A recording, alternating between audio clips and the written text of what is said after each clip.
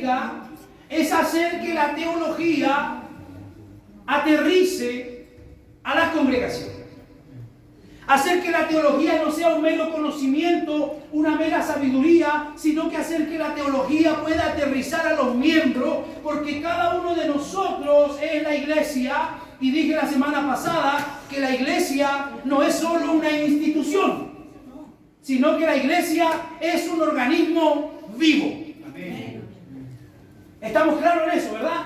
La iglesia no solo letrero, la iglesia no son los edificios, la iglesia somos todos nosotros y somos un organismo vivo, y un organismo vivo va fluctuando, un organismo vivo va animándose, un organismo vivo va creciendo, un organismo vivo va movilizándose. No somos fósiles, hermano, somos cada uno de nosotros. El apóstol Pablo dice, como piedra viva vamos siendo edificados y vamos edificando la obra del Señor. Así que cada uno de nosotros tiene deberes. Diga fuerte conmigo, yo tengo deberes. Dile que está a tu lado, tú tienes deberes. No somos agentes pasivos, somos activos. Primer deber, ¿cuál es nuestro deber primordial? Amarse. Amarse. Lo primero que Dios nos llama y nos manda a hacer es amarnos. Juan capítulo 13, verso 34. Amarnos. No es, hermano, algo que el Señor lo dejara ahí a voluntad, sino que Él lo está dando de alguna manera como un requerimiento. Juan 13, 34. Un mandamiento nuevo o dos. ¿Cuál es ese mandamiento? Que os améis unos a otros como yo os he amado, y que también os améis unos a otros. Como decía Verónica en su oración delante, en esto conocerán todos que sois mis discípulos, si tuviereis amor los unos con los otros. ¿Qué dice Romanos 12:10? Mire, la clave, hermano, el sello de nuestra conversión es el amor que cada uno de nosotros tiene por su hermano. ¿Cuál amor? Ese amor que Dios ha derramado en nuestros corazones. Porque cuando el hombre y la mujer ha venido y ha tenido ese encuentro con el Señor, toda su vida ha cambiado. ¿Qué dice Romanos 12:10? Amaos los unos a los otros con amor fraternal. Con ese amor de Dios, con ese amor fraterno. Es un amor, hermano, diferente a cualquier otro tipo de amor que nos pueden ofrecer. En cuanto a honra, prefiriéndose, dice, los unos a los otros. Necesitándose, arraigándose. ¿Qué más nos manda el Señor como iglesia? A vivir en paz. A vivir en paz. Dígame usted si no hay algo más valioso que tener paz. Porque podemos tener recursos, podemos tener dinero, podemos tener salud, podemos tener muchas cosas, podemos tener comodidades, pero si no hay paz en nuestra vida, difícilmente vamos a poder disfrutar de ella. Por eso es importante que nosotros aprendamos, 1 Tesalonicenses 5:13, a valorar y a vivir en paz. Un llamado del Señor. La paz es algo, hermano, que no tiene precio. ¿Qué dice? Que nos sostengáis en mucha estima y amor por causa de su obra. Ahí está hablando del liderazgo de la iglesia, Pablo. Tened paz entre vosotros. Teniendo paz entre nosotros. Preferirse. Tenemos la labor y tenemos el deber también de preferirnos nosotros, como se nos hablaba el jueves pasado, Efesios 5:21. Como se nos enseñaba, preferirnos, hermano, de alguna manera honrar el trabajo y la labor y el valor que tienen nuestros hermanos para cada uno de nosotros. Efesios 5:21. Someteos unos a otros en el temor de Dios. En el temor de Dios. Verónica decía adelante que debemos servir a Dios con temor. Y la Biblia dice que debemos servir con temor y temblor. Ese temor es un respeto profundo. Amén. Un respeto profundo por yo de alguna manera fallar o hacer algo que vaya contra la moralidad de Dios. Por hacer algo que vaya contra los mandamientos que de alguna manera el Señor nos ha dejado y nos ha puesto a cada uno de nosotros. Pero ¿qué es lo que la Biblia nos manda como iglesia? Someteos unos a otros en el temor de Dios. Sabiendo que si yo no me someto a lo que mi hermano de alguna manera me está enseñando, a lo que el liderazgo de la iglesia está transmitiendo, lo más probable es que yo voy a estorbar el crecimiento y voy a estorbar el desarrollo de la obra del Señor. Por eso es que Jesús da como una clara reflexión y una enseñanza. Dice, aprendan de mí, que soy manso y humilde de corazón. En el fondo Él está diciendo, oiga, si algo ustedes tienen que imitar de mí, es mi mansedumbre y mi humildad de corazón. En una iglesia donde hay mansedumbre, va a haber facilidad y desarrollo, hermano, para poder trabajar en la obra, para poder trabajar en la doctrina, para poder trabajar en discipulado, porque la gente va a reconocer la necesidad de aprender. Pero donde no hay humildad, hermano, es muy difícil poder trabajar. Romanos 15:14, el Señor nos manda a amonestarnos. Amonestarnos. Dígale que está a su lado, tienes que amonestarme, dígase. Tienes que amonestar a su hermano. Hablábamos el otro día con algunos de los hermanos que están postulando para ser miembros de nuestra iglesia y le clarificábamos y le decíamos que cada uno de ellos tiene responsabilidades y nosotros también tenemos responsabilidades con ellos. ¿Y cuál es la responsabilidad del liderazgo? Amonestar a los hermanos. Amonestarlos. Cuando usted anda medio perezoso, cuando usted anda medio ocioso, cuando anda medio flojito en la fe, el liderazgo de la iglesia tiene la autoridad para amonestarlo. Pero cuando usted no se somete y usted no quiere que nadie le diga nada, difícilmente va a poder crecer. Difícilmente va a poder desarrollarse. ¿Qué es lo que dice el texto? Romanos 15:14. Pero yo estoy seguro de vosotros, hermanos míos, de que vosotros mismos estáis llenos de bondad. ¿Cómo debemos estar? Llenos de bondad. Llenos de todo conocimiento, de tal manera que podéis amonestaros los unos a los otros. Los unos a los otros. Cada uno de nosotros tiene deber de velar por su hermano. De velar por el bienestar de su hermano. De velar porque de alguna manera pueda desarrollar y pueda trabajar y pueda, hermano, manifestar y desarrollarse los dones que Dios le ha dado. Yo tengo que velar para que cada uno de mis hermanos pueda trabajar en la obra y pueda tener el respaldo de Dios y la libertad que de alguna manera necesitan para desarrollarse. Cada uno de ustedes tiene llamado, cada uno de ustedes tiene dones, cada uno de ustedes tiene talento que tiene que trabajarlo y desarrollarlo en la obra del Señor. Pero para ello, ¿qué tenemos que hacer nosotros? Aprender que podemos amonestarnos los unos a los otros. Pero vuelvo y repito, cuando hay alguien que no le gusta que le digan nada, difícilmente va a poder crecer. Y difícilmente se va a poder desarrollar. Así también tenemos el llamado a servirnos. Servirnos los unos a los otros, Gálatas 5:13. Estamos llamados para ofrecer y para presentarnos como siervos del Señor. Y un siervo no es alguien que ha sido llamado para de alguna manera manifestar o reclamar o apoderarse de autoridad, sino que un siervo es un esclavo. Un siervo es alguien que fue llamado para el servicio, para servir. Viene de la palabra griega doulos, que significa esclavo. ¿Qué es lo que nos dice Gálatas 5:13? Porque vosotros, hermanos, a libertad fuisteis llamados, solamente que no sea la libertad como ocasión para la carne, sino servíos por amor los unos a los otros. Y ahí, hermano, podemos ver lo que enseñábamos la semana pasada, que ninguno de nosotros tiene la autosuficiencia como para sobrevivir lejos de la iglesia. Ninguno de nosotros tiene la autosuficiencia como para sobrevivir espiritualmente lejos, hermano, de una congregación. Porque es una congregación donde Dios nos enseña, es en una congregación donde Dios nos alimenta, donde Dios nos nutre y donde yo puedo trabajar mis dones, es en una congregación. Usted solito no va a poder hacer mucho, va a poder hacer mucho, escuchar o mirar un mensaje por internet, escuchar la radio Armonía, una que otra alabanza, y no va a poder hacer más que eso. Pero es en la congregación de los santos y de los justos donde nosotros desarrollamos nuestra obra y nuestra labor espiritual. Soportarnos con paciencia. Efesios 4:2. Soportarnos con paciencia. Porque somos todos diferentes. Somos todos diferentes, con crianzas diferentes, con estudios diferentes, con personalidades diferentes, pero el llamado es a soportarnos con paciencia. ¿Qué es lo que dice Efesios 4:2?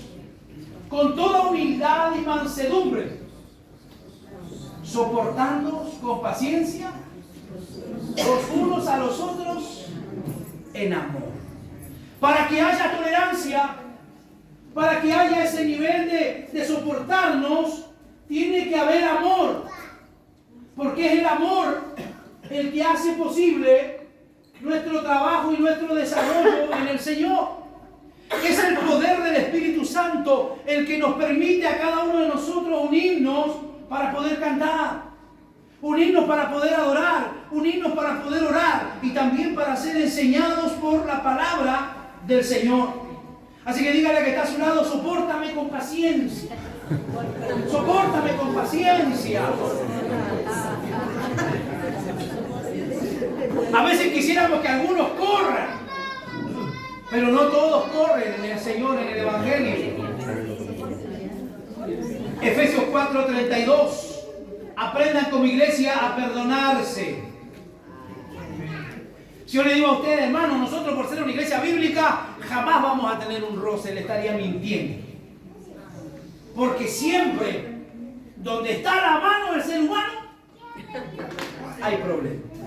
Y la iglesia no está exento a eso porque la iglesia la dirigen los humanos. Cristo es la cabeza. Pero aquí en la tierra la dirigimos humanos y los humanos siempre que están ahí meten su mano. Se echa a perder el tiempo. Por eso es que nosotros tenemos que enseñar, aprender, vivir, hermano, y transmitir a la gente allá afuera que los que estamos en la iglesia no es porque seamos mejores que alguien. Porque la gente llega a la iglesia y dice, yo pensé que eran todos buenos. No, nosotros éramos malos. Éramos malos, pecadores, y lo vamos a hacer hasta el día en que nos muramos. Pero ¿qué es lo que nos manda la palabra? Efesios 4:32. Antes ser benignos unos con otros, o sea, sean buenos unos con otros, misericordiosos. Me parece que el domingo pasado también hablaba de eso, de mostrar misericordia, de hablar la verdad, pero hablarla en amor. Cuando la Biblia nos llama a nosotros a ser misericordiosos, nos está llamando a actuar con mi hermano como yo quiero y me gustaría que actúen conmigo. Si yo cometo un error el día de mañana, ¿cómo me gustaría que actúen conmigo? Bueno, eso yo tengo que hacer con mi hermano. Pero la verdad que a veces en la iglesia es difícil ver eso porque es más fácil lapidar o ponerle el pie al que cayó. Ponerle el pie encima, ya está sufriendo, ya está maltratado, ya está arrepentido, ya está arruinado ahí en el suelo y nosotros a veces disfrutamos. Yo le dije que iba a pasar eso. Yo le advertí. Esas palabras no sirven, hermano. ¿Qué es lo que hay que hacer? Misericordiosos, perdonándoos unos a otros, como Dios también os perdonó a vosotros en Cristo. Así que hay una labor fundamental, hermano, dentro de la iglesia. Animarse. Voy rápido, porque si no me va a dar el tiempo para terminar hoy. Animarse, primera de Tesalonicenses 4:18. ¿Cuánto alguna vez en su vida han necesitado ánimo? Amén. A ver, déjame sumando arriba a los que han necesitado ánimo. ¿Y qué era porque estaban pecando? No, la mayoría de las veces no es por pecado, porque la gente todo a veces lo asimila a pecado y hay otras iglesias donde todo lo asimilan al diablo. Si no es porque está pecado es por la culpa del diablo, pero a veces no es así, hermano. A veces descuidamos la oración, a veces descuidamos la lectura, a veces dejamos de congregarnos y eso sí o sí va a traer consecuencias. ¿Pero qué dice? Primera Tesalonicenses 4:18. Por tanto, alentaos los unos a los otros con estas palabras. ¿Palabras de cuáles? Palabras de Dios. Alentaos los unos a los otros. ¿Cómo se siente usted cuando alguien le pregunta, hermano, cómo está usted? Todos tendemos a ser mentirosos a veces, ¿cierto? Nos convertimos en mitómanos a veces porque siempre estamos bien. ¿No le pasa a usted eso? Sí. Uno se encuentra con tanta gente. Yo me encuentro miércoles tras miércoles con más de 40 pastores. Y usted le pregunta a esos viejos, ¿cómo están? ¿Están todos bien? ¿Están todos bien? Pero la realidad es que no siempre estamos bien. No siempre estamos bien y necesitamos alentarnos. A mí me encanta que me pregunten cómo estoy, porque casi nunca nadie lo hace. Yo sí le pregunto a todo el mundo, ¿cómo está, hermano? ¿Cómo se siente? ¿Cómo está? Pero alguna vez usted se va a sorprender cuando me pregunte cómo estoy. Y yo le responda que a veces no estamos tan bien. A veces andamos enfermos, a veces andamos adoloridos. O a veces simplemente andamos desanimados. Porque la vida es así. Y el Evangelio es así. Y eso no nos hace ni más espirituales ni menos espirituales. Tenemos profetas en el Antiguo Testamento que sufrieron y que cayeron en estados depresivos. Tenemos a Jeremías. Cuando cayó en un estado de tal nivel, hermano, tal nivel de depresión, que él dijo, no voy a hablar más en nombre de Dios. No es lo único que le da pataleta a usted, a Jeremías le dio también. No voy a hablar más en tu nombre porque cada vez que hablo en tu nombre, en vez que haya un avivamiento, la gente me pega, me golpea, me meten en la cárcel. Jeremías 20. Pero él dijo, no hablaré más en su nombre, dice, ni me acordaré más de él, dice. Pero él luego dice, había en mí un fuego metido. ¿Dónde estaba metido el fuego? En sus huesos. Él dice, traté de sufrirlo o traté de apagarlo y no pude. Más fuerte fuiste que yo y me vencí. No le cuento la cantidad de veces que yo he pensado seguir o no seguir en el ministerio. Ni se las cuento. ¿Por qué? Porque es parte de nuestra realidad, es parte de nuestra lucha diaria, pero hay un fuego metido en nosotros, que aunque tratemos de callarnos y que aunque tratemos de ocultarnos, no vamos a poder apagarlo, porque es el fuego del Espíritu de Dios en nuestra vida y es el fuego que Dios pone en nosotros a través del llamado. Aquellos que fuimos llamados por Dios para este trabajo y que estamos seguros que fuimos llamados, lo único que nos va a sostener en el momento difícil es el llamado. Porque usted me puede prometer a mí fidelidad hasta el año 2050, pero usted mañana se va a enojar y se va a ir. Se va a enojar y se va a ir. Uno de los ministerios más solitarios es el ministerio pastoral. Porque yo estoy rodeado de gente el día domingo aquí, pero la mayor parte del tiempo estoy solo. La mayor parte del tiempo.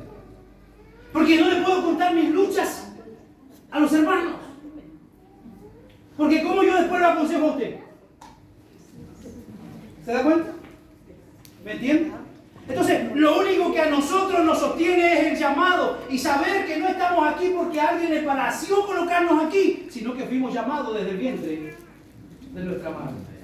Lo que a mí me ha sostenido en la vida, yo he pasado muchas decepciones, mucha gente me ha traicionado y me ha defraudado. Yo estoy aquí solo porque Dios me llamó. Y si algo estoy seguro, es que Él me llamó. Todas las demás cosas pueden que sean relativas, pero si hay algo en lo que yo estoy seguro es que fui llamado y no estoy aquí porque estudié o porque me preparé. No, Dios me llamó a esta hora. Y sé que si yo el día de mañana quisiera cerrar las puertas e irme, no me va a ir bien. Porque Dios me llamó, no para ser ingeniero, abogado, doctor. Dios me llamó para ser un predicador de su palabra.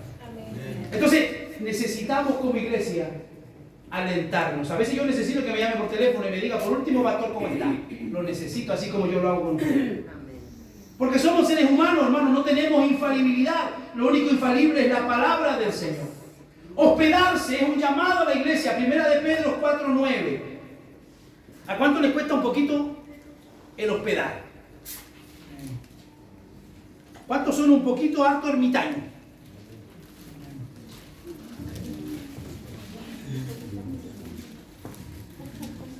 Un poquito harto algunos son. Ermitaños.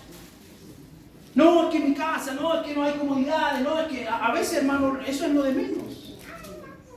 Eso es lo de menos. En mis años que tengo como ministerio, como ministro, en los años que llevo predicando, muchas veces he puesto mis ternos y mi rodilla en piso de tierra.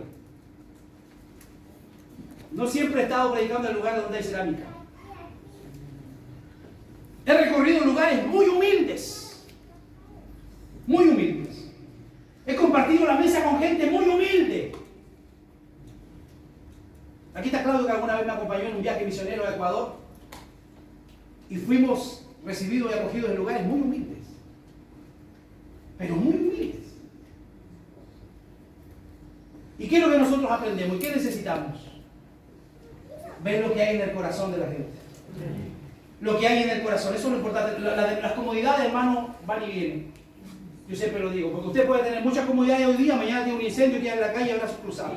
Eso es momentáneo, eso sirve en el momento.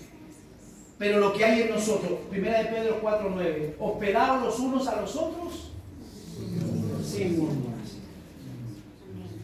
Qué bello es que el día domingo usted pudiera llevarse a algún hermano a su casa a almorzar. Aquí hay hermanos nuestros extranjeros que no tienen familia aquí. Pero qué bonito gesto de la iglesia que alguno de nuestros hermanos pudiera llevarse a su casa a almorzar a un extranjero. Porque muchos de ellos salen de la iglesia y se van a encerrar a sus piezas, se van a cerrar a sus lugares donde arriendan, donde alquilan. Pero nosotros como iglesia debiéramos aprender a hospedar a nuestros hermanos, porque de alguna manera también nosotros somos extranjeros en esta tierra. El apóstol dice que nuestra ciudadanía está ¿dónde? En los cielos, hermano, nuestra ciudadanía está en los cielos. Vamos para allá, aquí estamos peregrinando. Y aquellos que hemos estado en el extranjero, sabemos la vulnerabilidad que uno siente al estar lejos de su patria y al estar lejos de su país. Aprovecho también pedirle oración hoy día por lo que se está viviendo en Venezuela. Hoy día es un día decisivo para nuestros hermanos venezolanos también, que de una u otra manera también ven su vida espiritual y su desarrollo como iglesia. Tuve un par de hermanos venezolanos en el seminario cuando estudiaba, y tuve un par de hermanos y pastores cubanos cuando estudiaba en el seminario, y que a ellos les permitían tener horas del día luz. Y le daban internet por algún rato, así que ellos decían, pastor, nos conectamos un ratito y si nosotros nos caemos del sistema es porque nos cortaron el internet. Eso se vive en esos países, hermano. Y ahí también hay iglesia. Así que nosotros tenemos que aprender a valorar, como decía mi hermana Maridí, en la mañana temprano, aprender a valorar dónde estamos. No estamos muy bien en Chile, pero estamos mejor que muchos otros países de Latinoamérica. Y aprendamos a ser agradecidos por eso. La iglesia tiene que aprender, hospedados los unos a los otros, sin murmuración. Esto es teología práctica. Yo no podría usted venir aquí a hablar de conceptos teológicos y de tecnicismo, pero la verdad que lo que necesitamos es que la iglesia sea fortalecida y que la iglesia tenga teología práctica. Porque la gente y el mundo va a creer cuando vea que nosotros tenemos una manera diferente de comportarnos. Una manera diferente, hermano, de alguna manera de dirigirnos por la vida. Romanos 16:16. Saludarse. Saludarse, hermano. El que hermano que está en la puerta no está allí puesto por si acaso. Él está para que usted lo salude cuando usted llega. El primer filtro de la iglesia es el hermano que lo está esperando a usted en la puerta. A veces uno llega destruido a la iglesia. A veces uno llega enfermo, a veces uno dejó discutido en el hogar, tuvo problemas, recibió una mala noticia en la micro cuando venía. A veces la gente llega mal a la iglesia y el primer filtro, hermano, o lo tira para arriba o lo hunde más el portero. Porque si el portero le tira a usted una talla pesada, lo tira para abajo. Por eso no es una labor fácil la del portero. El primer filtro, cuando llegamos nosotros a la iglesia. Y el portero tiene que tomarse en serio su labor. Él está allí para recibir a los hermanos, para animarlos, para bendecirlos y para guiarlos hasta la silla que los está esperando. Saludaos los unos a los otros con ósculo santo. Os saludan todas las iglesias de Cristo. 1 Corintios 16:20. Ósculo santo, un saludo fraternal, un beso fraternal. ¿Qué es lo que dice? 1 Corintios 16, 20. Os saludan todos los hermanos, saludados los unos a los otros con ósculo santo, con ese abrazo y con ese saludo fraternal en la mejilla. Así que note, hermano, que Dios no supone en ningún momento que la relación mutua entre los miembros estará exenta de problemas y dificultades. Por eso se nos manda a vivir en paz, se nos manda a soportarnos, se nos manda a amonestarnos y a perdonarnos. Buscar vivir este tipo de relaciones es estar abierto a las heridas, a los malos entendidos y a los inconvenientes, porque nuestras relaciones estarán inevitablemente influenciadas por nuestros pecados. Lo que hablaba el jueves pasado nuestro presbítero en su enseñanza. Todo muchas veces está influenciado por nuestro pecado, aún nuestras obras. Por eso es que nosotros tenemos que aprender a orar de acuerdo al Espíritu Santo en nuestra vida. Pero a pesar de todo esto, el aislamiento nunca será una buena opción para el cristiano. Dígale que está a su lado, déjate de estar aislado. Déjate de estar aislado. ¿Por qué? Usted me dirá, pastor, yo vengo todos los domingos a la iglesia, sí, pero parece como que está en una isla. Está con nosotros, pero sigue estando aislado. No permite que se le salude, no permite, no cruza palabra con los hermanos, no hay una sonrisa. Necesitamos, hermanos, saber que el aislamiento nunca es bueno. De hecho, Dios usará esos mismos problemas que seguramente surgirán en la medida en que nos acerquemos a nuestros hermanos en la fe. Gloria a Dios por los problemas que a veces se dan en la iglesia. Usted dirá, pastor, ¿qué está diciendo? Sí, porque esos problemas nos ayudan a madurar. Esos problemas nos ayudan a crecer. Y esos problemas nos ayudan para que se manifieste lo que realmente hay en el corazón de la iglesia. Lo que realmente hay en el corazón de la iglesia. Para pulirnos a la imagen de Cristo.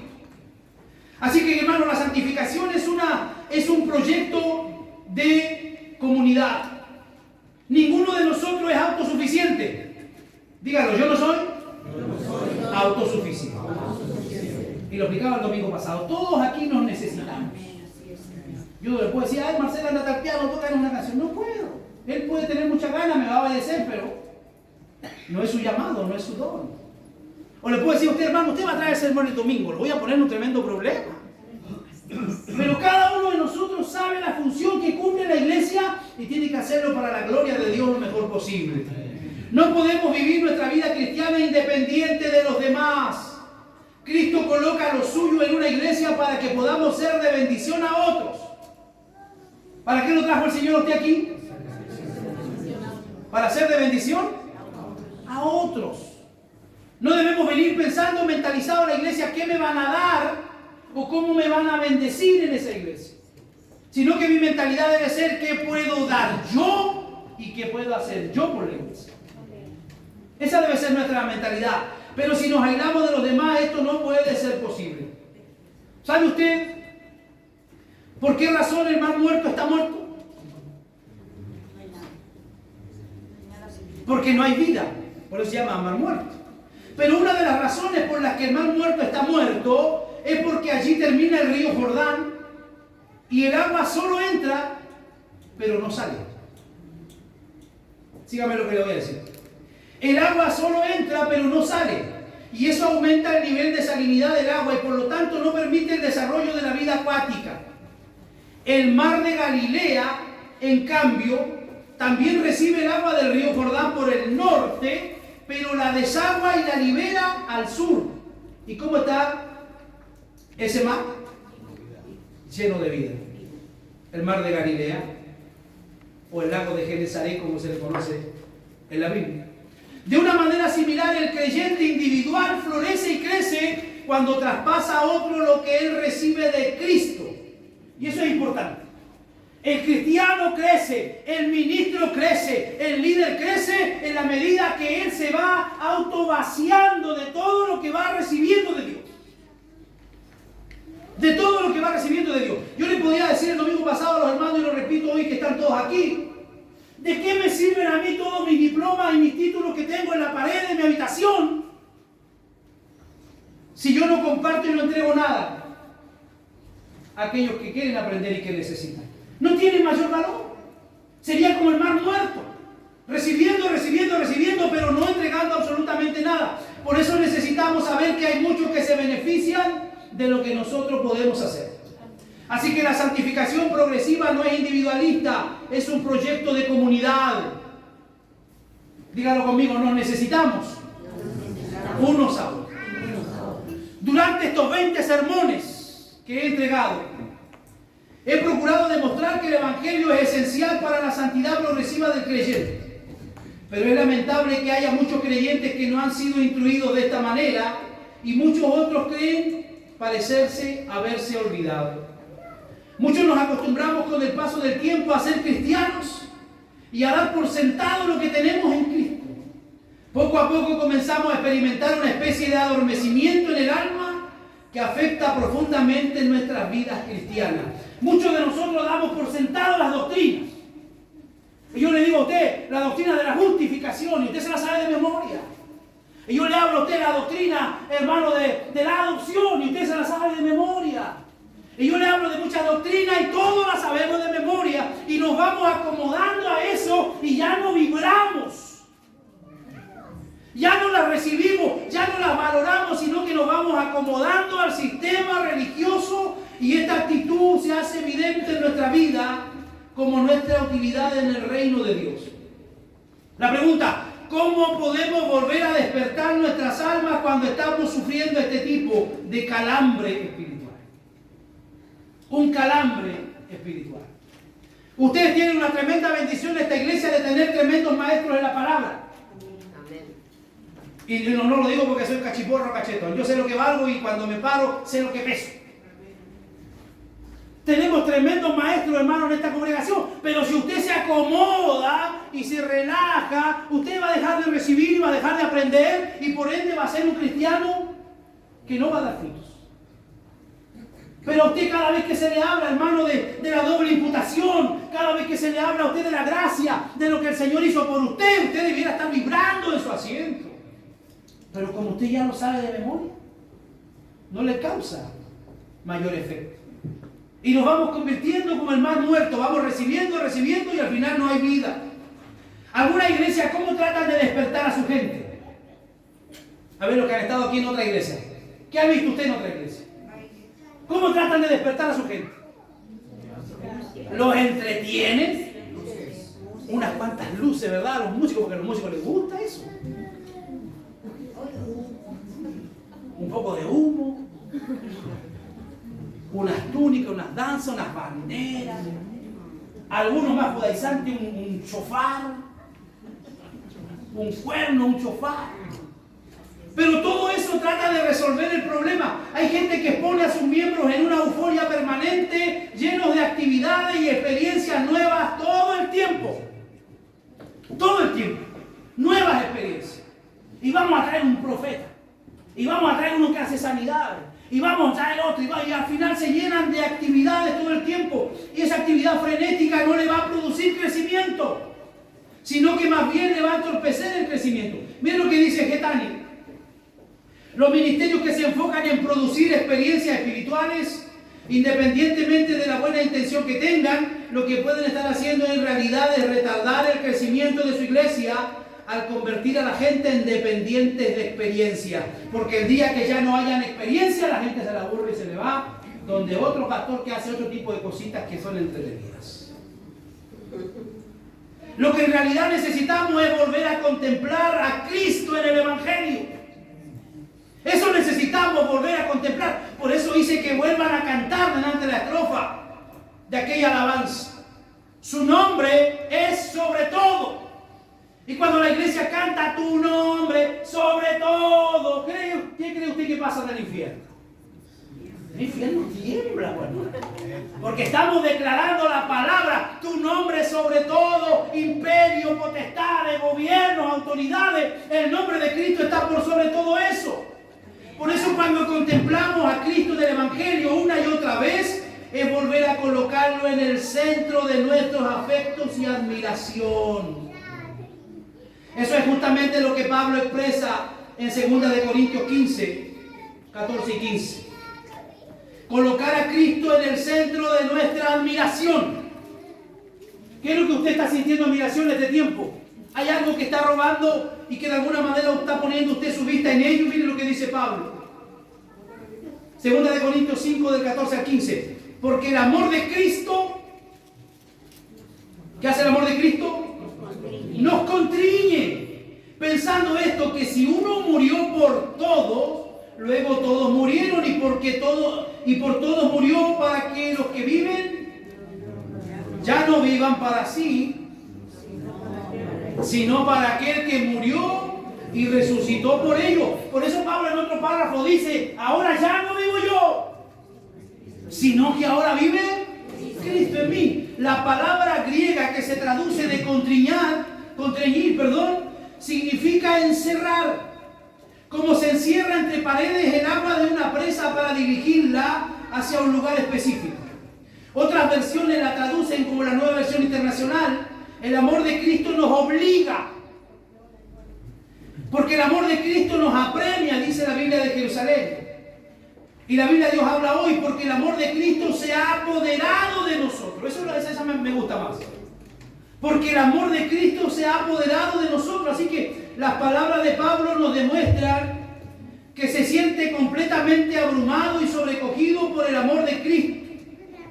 Alguien ha parafraseado este texto de la siguiente manera: si en algún momento me siento tentado a pensar primero en mi propio bienestar, el amor de Cristo en la cruz atrapa mi corazón y me libera de mí mismo para que pueda servir a otros. ¿Cuál es el llamado de la iglesia? Servir a otros. Servir a otros. Eso debe motivarnos a nosotros. Si alguna vez uso de mi sufrimiento como una excusa para bajar la velocidad o para echarme atrás por completo, la disposición voluntaria de Cristo a sufrir la ira de Dios en mi lugar enciende una llama en mi alma que ninguna cantidad de bienes de este mundo o promesas de alabanza humana pueden extinguir.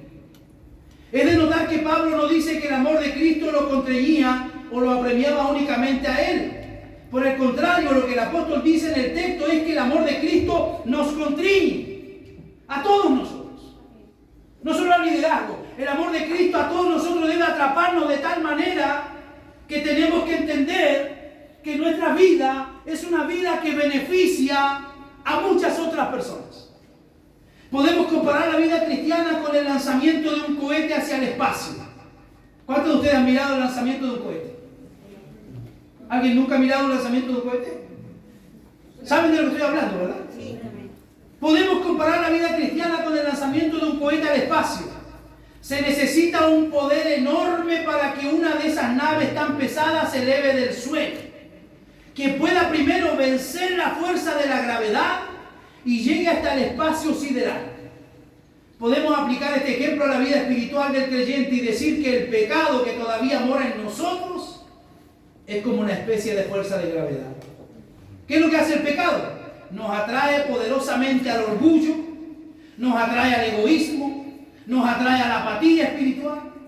Pero el amor de Cristo es un propulsor, al igual que en el cohete.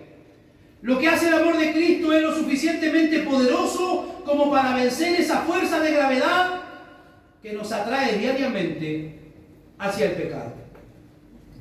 Así que el amor de Cristo es parte fundamental en nuestra vida, porque Él es el que nos va a llevar a poder ir, hermano, a niveles nuevos en la fe, en crecimiento. Es precisamente por eso que el amor de Dios es un tema tan prominente en la Escritura. Si Dios hubiese dicho en un versículo de la Biblia que Él nos ama, para mí eso hubiera sido suficiente. Si en un solo versículo de la Biblia Él hubiera dicho que Él nos ama, para mí hubiera sido suficiente. Pero ¿sabe? En el libro de los Salmos aparece 123 veces. Entonces debe tener su importancia, ¿no? 123 veces la palabra hebrea esed, que traducida significa amor enraizado en el pacto, o amor inamovible, o amor que no se puede superar. Así que un ejemplo interesante del uso de la palabra esed se encuentra en el libro de Éxodo. Éxodo 34, 6 y 7.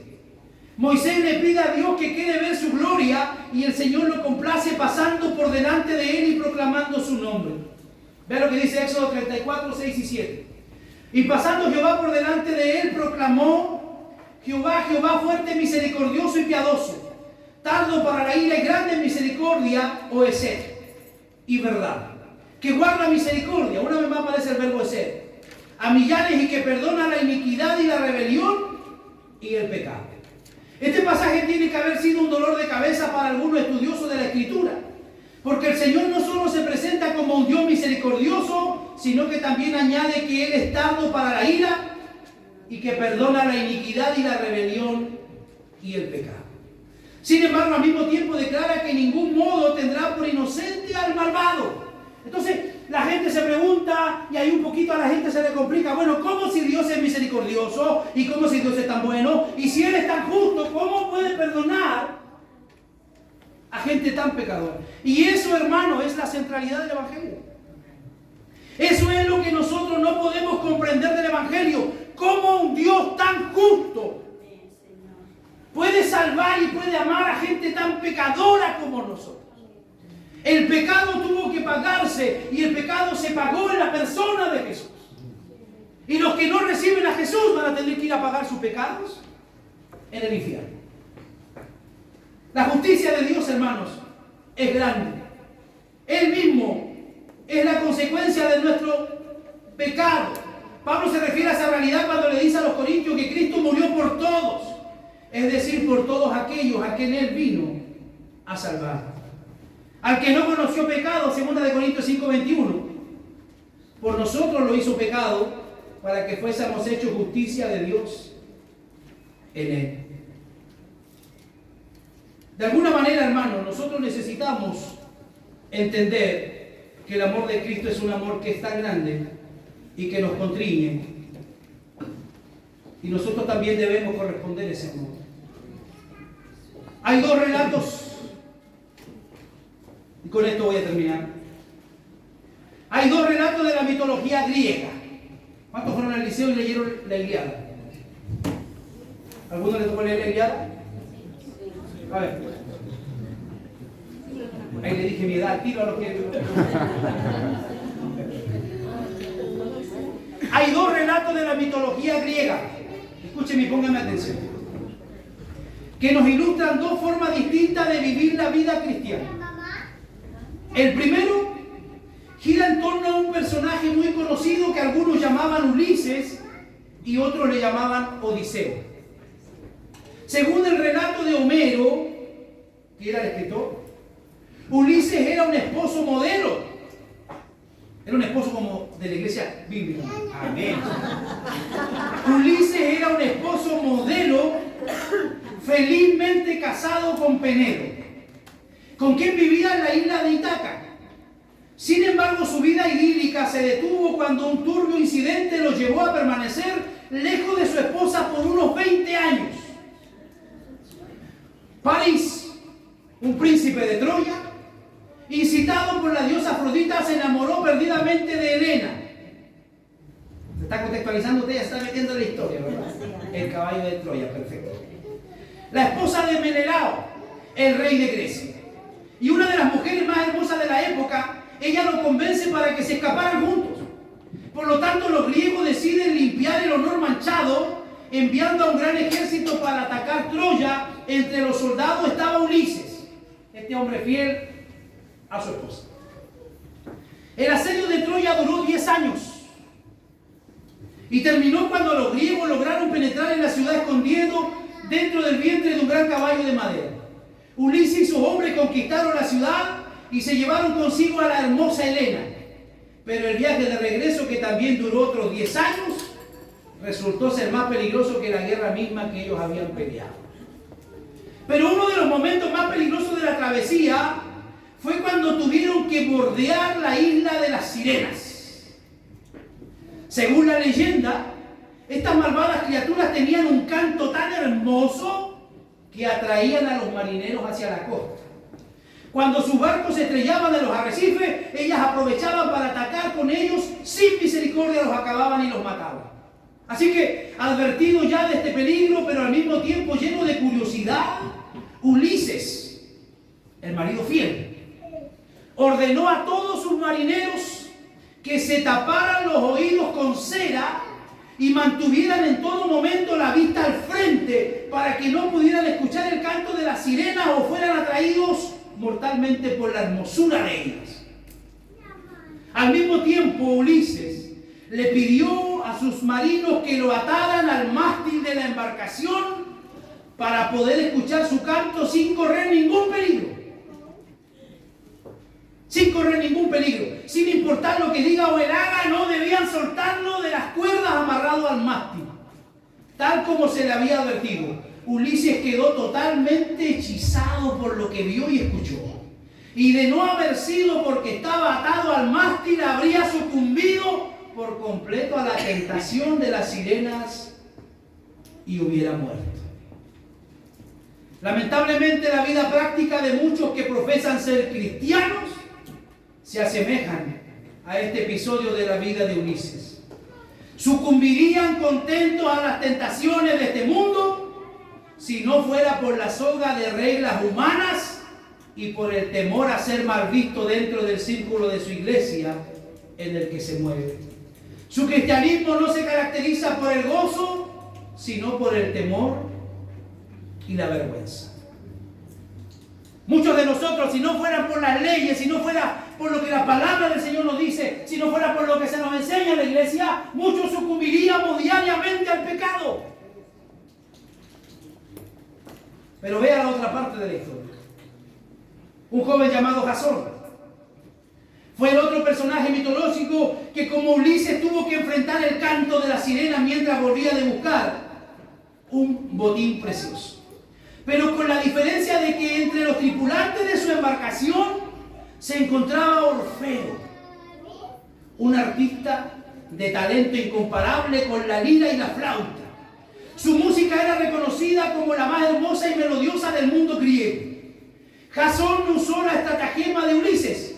Él no pidió que lo amarraran, sino que pidió que Orfeo tocara canciones hermosas y encantadoras de su repertorio. Le pidió las mejores canciones a Orfeo. El canto de las sirenas quedó completamente opacado, y aunque las sirenas no habían perdido la capacidad de seducir, estos hombres habían sido completamente cautivados por un sonido infinitamente superior al de las sirenas. Como señala Sam Storm, Ulises sobrevivió al sonido de las sirenas. ¿Qué es lo que hizo Ulises? Sobrevivió al sonido de la sirena. Pero Jasón, ¿qué hizo? Triunfó. Una cosa es sobrevivir diariamente al pecado y otra cosa es triunfar sobre el pecado. Esa es la clase de victoria que Dios nos provee en el Evangelio. Es la victoria del creyente que ha llegado a comprender que ninguna oferta de este mundo puede compararse siquiera con la vida abundante que Cristo te ofrece. Lo voy a leer porque ahí está, creo que la clave de todo lo que he hablado esta mañana. Es la victoria del creyente que ha llegado a comprender. Dígale a que está a su lado, comprende. Ninguna oferta de este mundo puede compararse siquiera con la vida abundante que Cristo te ofrece. Amén. Ninguna oferta, ninguna tentación, ningún vicio, ningún pecado. No hay nada que valga más, hermano, que la vida abundante que Cristo te ofrece. Tim Chester presenta esta misma verdad de la siguiente manera, y aquí termino.